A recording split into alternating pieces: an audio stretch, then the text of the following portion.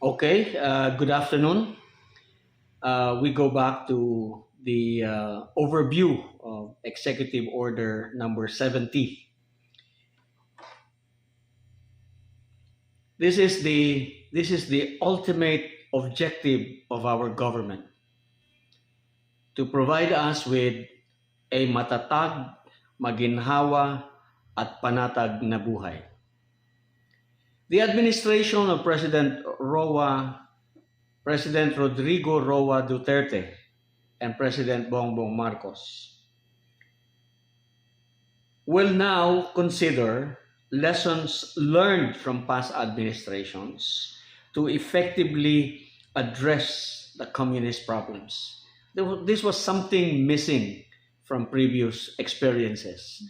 Walang continuity, walang acceptance ng mga lessons learned, walang kumbaga turnover ng mga dapat na natutunan na dapat i-pursue, no? So this time we have a continuity in the programs of government, so that eventually we will succeed in fighting insurgency and to end local communist armed conflict.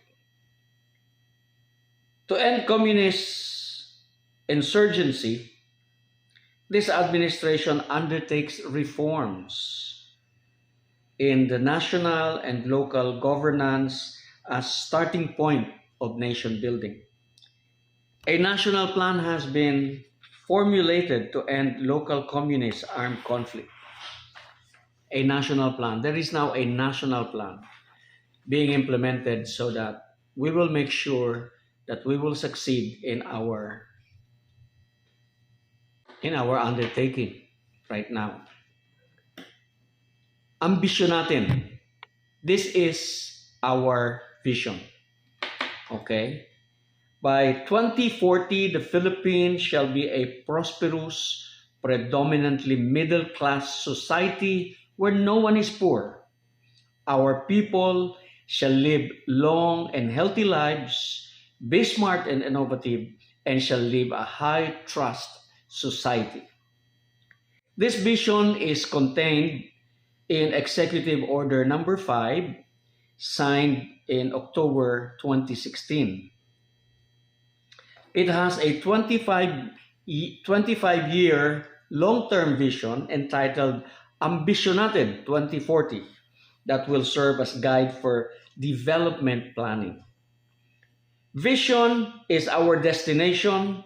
Our vehicle to get there is the NTF-ELCAC or the RTF-ELCAC created in Executive Order number 70. Pag nakakita kayo ng mission, vision statement, very simply explained. Yung vision, yung destination.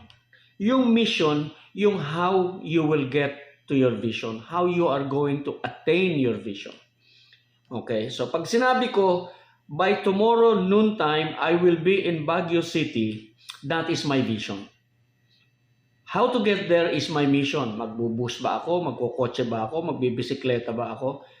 Magta-tricycle ba ako? Yung mode na napipiliin ko, I have to make sure that it will take me to Baguio City by noontime, at least by noontime tomorrow. Okay. So in this case, yun ang vision natin. Ang sabi natin is that the Philippines will be a prosperous, predominantly middle-class society where no one is poor, etc. Under this program, the government has two long-term goals. One is triple real per capita income. Triple. And number two, eradicate hunger and poverty. The central task of any government is to meet its citizens' basic needs. What are these? Food, shelter, education, and health. And fulfill its responsibilities to provide peace and security to its people. Yeah. Okay. Some background. The National Task Force under under Executive Order number 70 will provide an efficient mechanism and structure for the implementation of the whole of nation approach to aid in the realization of the collective aspiration of the Filipino people to attain inclusive and sustainable peace. On December 4, 2018, President Rodrigo Roa Duterte signed Executive Order number 70 aimed to end armed threats in the Philippines and recognizes that the internal socio-political stability rests upon healing the rifts that divide the nation by promoting participatory governance, synergy of government development efforts, and enhancing the participation and responsibilities of local government units. To ensure efficient and effective implementation of the whole of nation approach, a national task force to end local communist armed conflict is hereby created under the office of the President. To ensure efficient and effective implementation of the whole of nation approach, a national task force to end local communist armed conflict is hereby created under the office of the President. To ensure success, it is critical that an enabling umbrella program that will identify and implement programs, projects, and activities to contribute to the achievements of the targets of the Philippines, regional and local development plans towards inclusive and sustainable peace and development. This enabling umbrella program shall adopt a convergence approach and ensure vertical linkages of national, regional, and local priorities. Vertical linkages of national, regional, and local priorities. Horizontal linkage among concerned agencies and stakeholders. And allocation of budgets for PPAs, programs, projects, and activities that will contribute to the attainment of the development outcomes at the various levels. To fast-track the operationalization of Executive Order 70 through the creation of Regional Task Force, ELCAC as the institutional mechanism of the NTF to cascade at the regional and local level the implementation of the whole of nation approach. So you notice that this time, there is vertical linkages and horizontal linkages. Talagang whole of nation approach. Yung involve lahat. Walang hindi kasali. And this time, from the national down to the regional, local level, ang implementation ng identification ng project and implementation, andyan lang.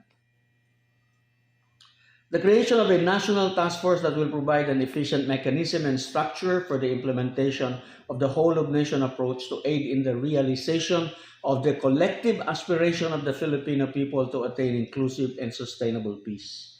To ensure comprehensive orchestration of related peace efforts and initiatives of national government agencies, local government units, and various sectors of civil society, there is a need to formulate a national peace framework anchored on the whole of nation approach, which shall include, among others, a mechanism for total peace engagements and or negotiations and interventions that is consistent with constitutional integrity or negotiations and interventions that is consistent with constitutional integrity and national sovereignty, responsive to local needs, and sensitive to realities on the ground.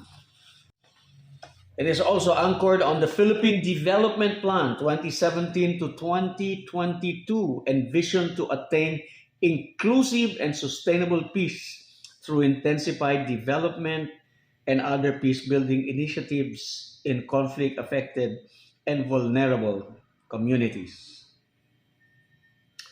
Corollarily, the Association of Southeast Asian Nations, or the ASEAN, through the joint communique of the 5th ASEAN Foreign Ministers meeting in Manila last 5 August 2018 reaffirmed the importance and effectiveness of the whole-of-nation approach as opposed to a purely military option in combating terrorism and violent extremism. Hindi po kasi kaya ng puro military yung approach natin sa problema. Actually, yun nga ang maganda ngayon is nakita natin na pag pumatay ka kasi ng isang tao, pinatay mo yung tatay, may 2 anak yun. Yung 2 anak, kalaban mo na automatic. Hindi magwawakas. So, hindi po sa patayan masosolve ang problema, kundi sa pagtutulungan dahil kung nakikita naman nila at sa ngayon ay nakikita nila at nadadama nila na ang gobyerno ay nandyan at talagang nagsusumikap na tumulong para sa isa't isa, eh talagang mararating natin ang kapayapaan. Ano pa ang silbi ng pakikibaka kung natatamasa mo na o matatamasa mo na? Kung hindi mo man natatamasa, matatamasa mo na ang mga ipinaglalaban mo. Aba, kasarap nung kasama mo sa buhay ang iyong mahal sa buhay. Ang iyong pamilya, kaysa yun nandun ka sa bundok at nakikibaka ka, hindi mo alam kung bukas buhay ka pa. Di po ba? Okay. The whole-of-nation approach addresses the root causes of insurgencies, internal disturbances and tensions, and other armed conflict and threats by prioritizing and harmonizing the delivery of basic services and social development packages by the government, facilitating societal inclusivity and ensuring active participation of all sectors of society in the pursuit of the country's peace agenda. Okay, so we learned from our discussion that yung approach na purely military or police or military and police alone without the support of everyone is not going to succeed. No, so the lessons we learned is that we realize that communism or terrorism is a complex challenge that affects the Filipinos' way of life, and that addressing it is a shared responsibility, meaning the whole of government at all levels, the private sector, civil society, tayo lahat. In essence, it should be a whole of nation effort. It will draw all sectors on the side of government and insulate it from the CPP-NPA's influence.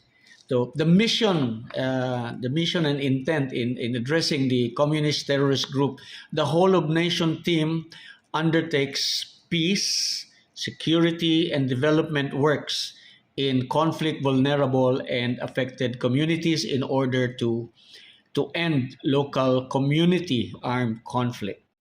So ano ngayon ang campaign goals ng whole of nation approach? What does it aim to achieve? There are 6 campaign goals that it must achieve. No? Number 1 is foster localized peace settlements and conflict resolution. Number 2 is establish and strengthen community security, address injustices and enhance access to justice.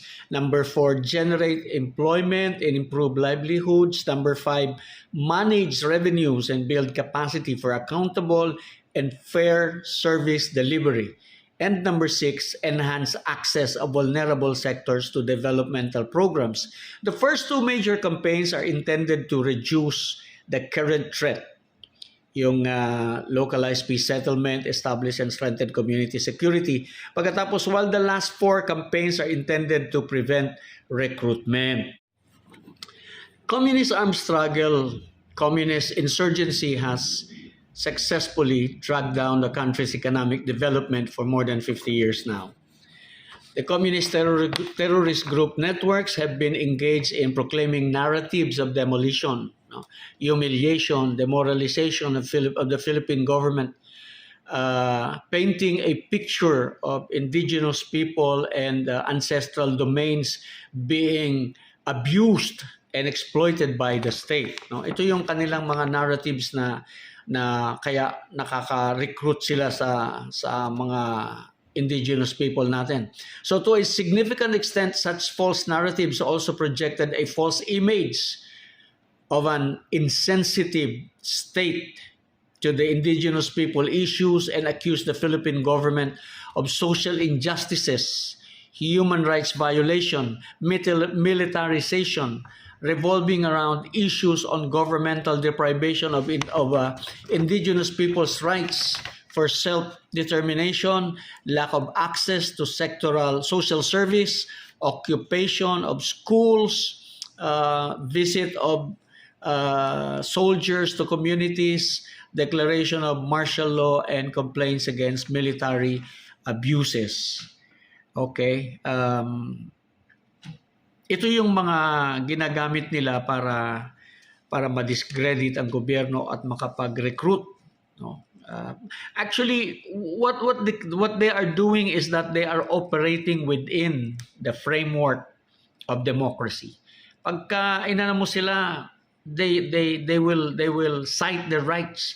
I have a right under the Bill of Rights for this, for that, for that. But then they operate outside to destroy our democracy. And so we need to work together. Ito na yung approach, whole of nation approach.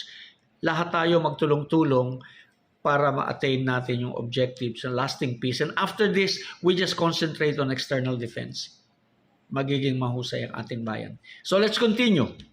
We go now to the composition of the NTF-ELCAC. The task force shall be composed of the President himself of the Republic of the Philippines as chair, the National Security Advisor as vice chair, and the following as members: the secretaries of the following departments as members: the ILG, the OJ, the ND, DPWH, DBM, Department of Finance, the AR, Department of Agriculture, DSWD, DepEd, NECA. Secretary of NICA, Secretary of TESDA, Presidential Advisor on the Peace Process, Presidential Advisor of Indigenous Peoples Concerns, the Chief of Staff, AFP, the Director General, PNP, Chairperson of the National Commission on Indigenous People, Secretary, Presidential Communication Operations Office, and 2 representatives from the private sector.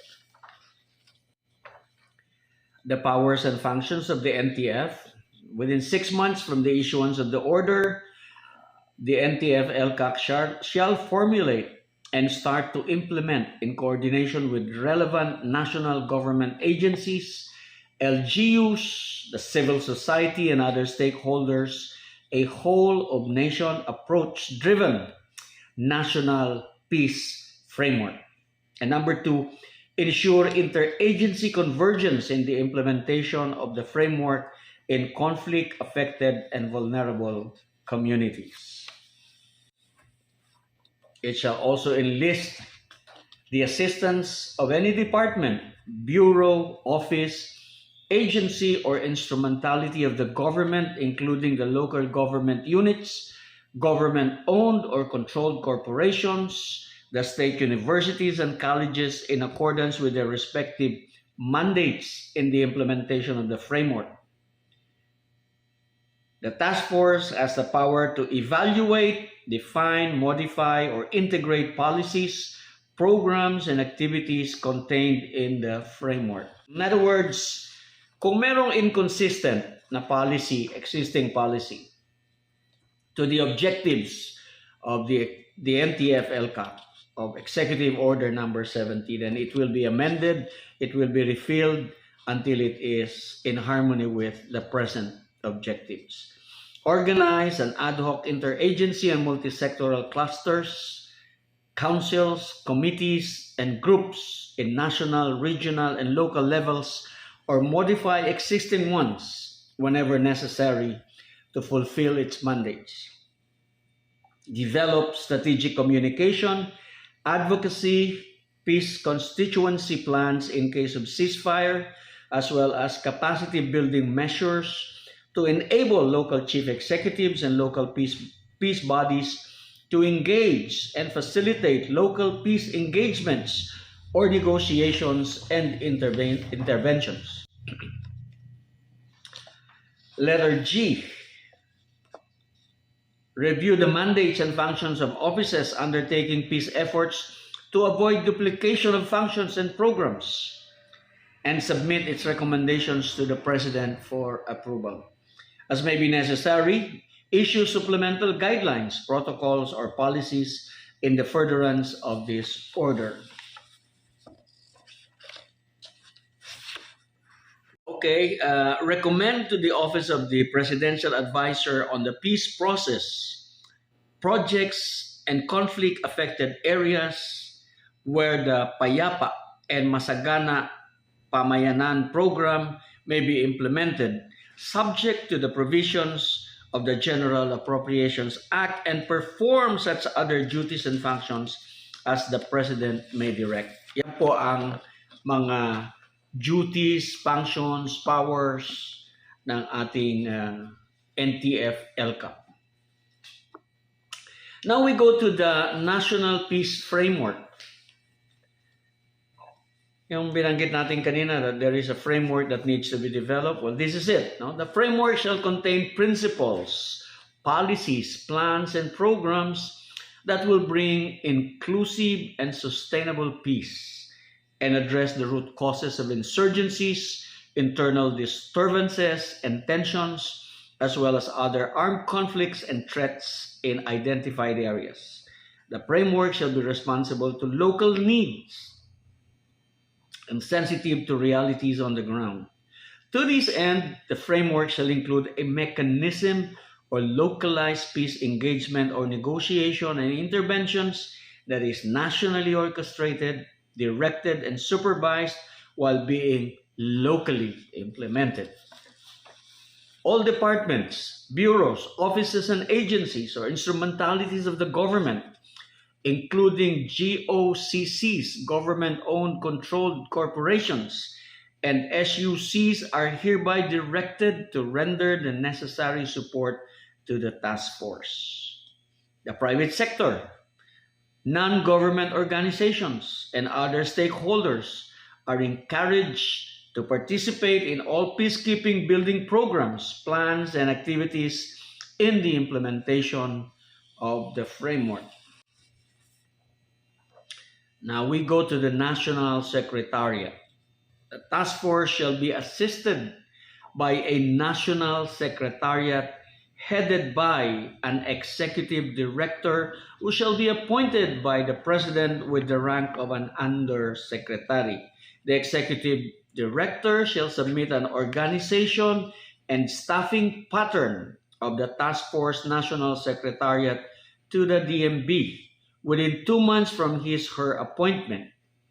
Pending the approval of the organizational and staffing pattern, the executive director shall be assisted by personnel from the member agencies of the task force under secondment, details, or other appropriate arrangement. Ano naman po ang functions ng National Secretariat? Well, number 1, provide technical and effective administrative support and assistance to the task force in the performance of its tasks, coordinate with relevant agencies on the status of its plans and programs, and provide updates to the task force on the implementation of the framework. Ensure that all policies, directive plans, and programs formulated by the task force are faithfully carried out.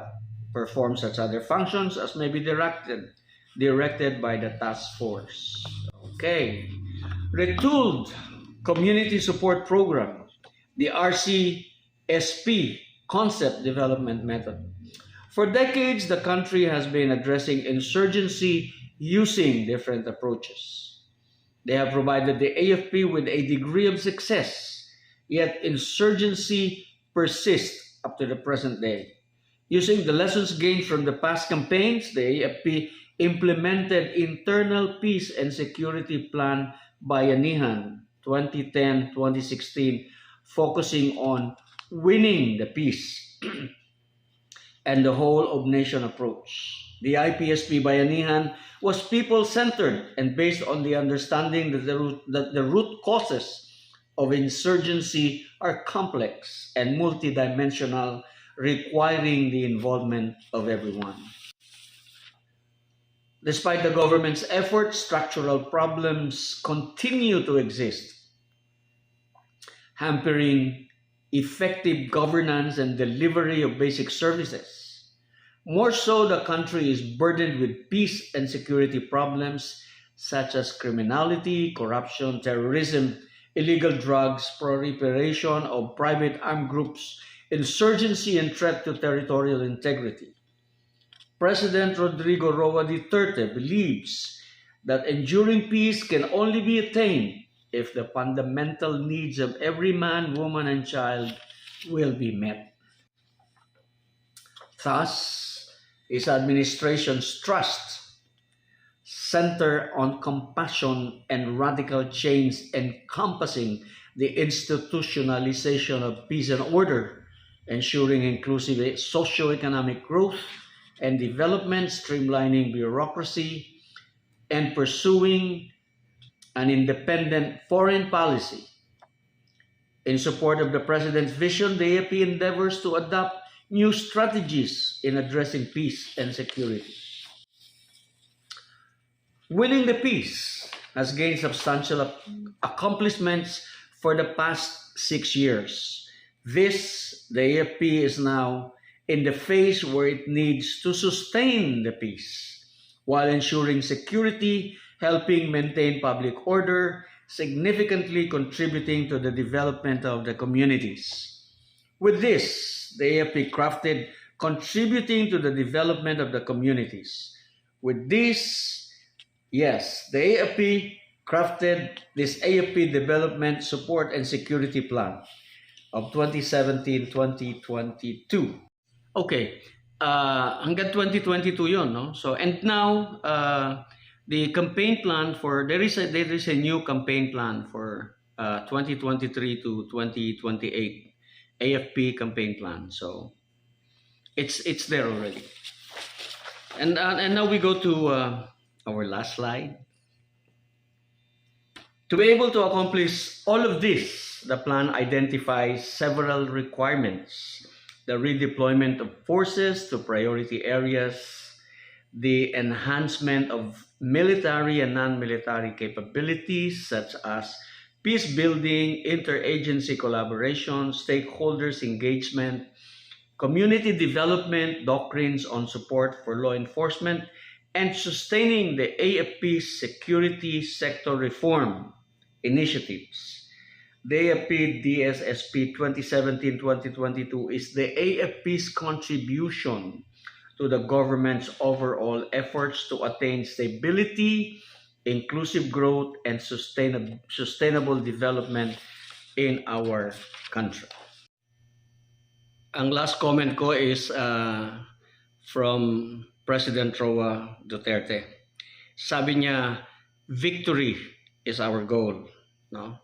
I'm going to read his letter. He said, victory is our goal. To facilitate the realization of our collective aspirations for our beloved country, we must implement our plans on the ground with the whole of nation approach, guided by the principles of good governance. With that, tapos na po tayo. Ako tapos na, kayo hindi pa. Okay. 1 to 5. For the graded portion of your recitation, please answer again the 5 questions that I ask you to answer at the beginning of this lecture. Thank you so much. See you again at your graduation. Thank you.